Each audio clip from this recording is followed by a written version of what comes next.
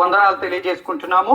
కోదలగుమ్మడలో ఉన్న మీరందరికీ కూడా మేము ఎక్కడెక్కడి నుండో వచ్చి మేము చాలా మందిగా వచ్చి ఏం చెప్తున్నామని వింటూనే ఉన్నారు.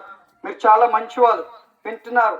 అయితే మేము చెప్పడానికి వచ్చిన విషయం కూడా మీ అందరికీ తెలుసు, కానీ వివరణ తెలియదు. ఎందుకంటే మేమందరం యేసు ప్రభు వారి గురించి చెప్పడానికి వచ్చాము అన్న విషయాన్ని మీరు మా పాటల ద్వారా, లేదా మేము చూపిస్తున్న ప్లే కార్డ్స్ ద్వారా, అలాగే మేము చేస్తున్న ప్రయాణం ద్వారా మీరు గ్రహిస్తున్నారు. కానీ కొన్నిసార్లు ఎలా ఉంటది అంటే విషయము ఎరుగని వారి వలె ఉంటాం. అంతా గమనిస్తున్న వారిని బట్టి తెలుస్తుంది. కానీ యేసు ప్రభు దేవుడు అన్నది మనకి తెలియాలి అంటే ఏ విధంగా దేవుడు అన్నది మనకు తెలియాలి.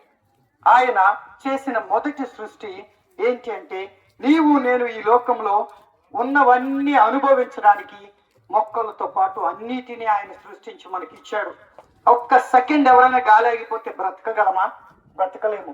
ఆ గాలిని, నీరుని, వాయువుని అన్నిటినీ ఆయన మనకి సృష్టించి ఇచ్చాడు.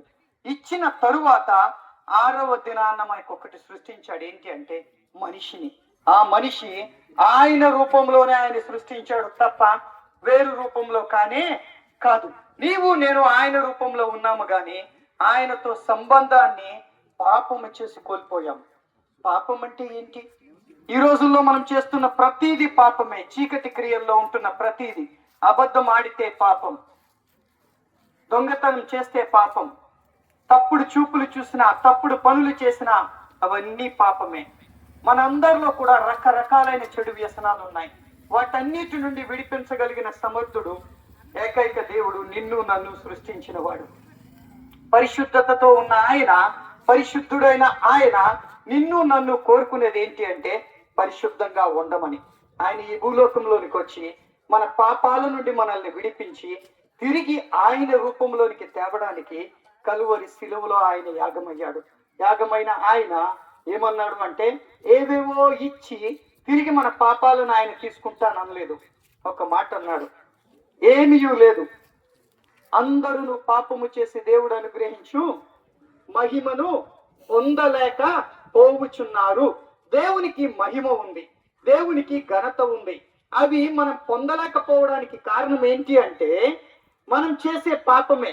మన పాపాలు ఆయన దగ్గరికి మనం చేసే ప్రతీది కూడా వెళ్లకుండా అడ్డుకుంటున్నాయి అన్నది. ఆ పాపము నుండి విడిపింపబడాలి అంటే పాపము నిమిత్తం, పాప క్షమాపణ నిమిత్తం చనిపోయిన ఆయనను విశ్వసించాలి. ఆయన్ని విశ్వసించమంటే మనం ఏమి చేయాల్సిన అవసరం లేదు. మన హృదయంలో యేసు ప్రభు అని మన నోటితో ఒప్పుకొని హృదయమందు ఆయనని దేవుడని విశ్వసించాలి. మనం చాలా మంచి వాళ్ళం.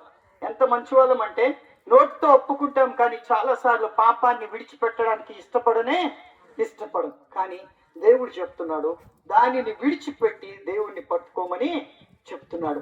ఈ లోకంలో రకరకాలైన చెడులు, పాపాల నుండి విడిచిపెట్టబడాలి అంటే ఏకైక మార్గం యేసు ప్రభు వారు.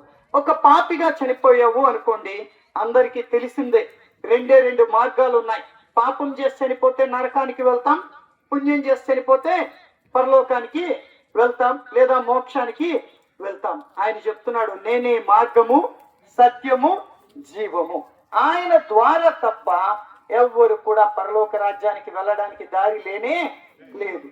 దాంట్లో మనం వెళ్ళాలి అంటే ఆయన్ని మనం విశ్వసించిన వారిమై ఉండాలి, ఆయనను మనం పొందుకున్న వారిమై ఉండాలి, ఆయన ద్వారా మనము వెళ్ళగలిగిన వారిమై ఉండాలి అంటే ఆయన్ని దేవుడిగా మన హృదయాలలో స్వీకరించిన వారిమై ఉండాలి.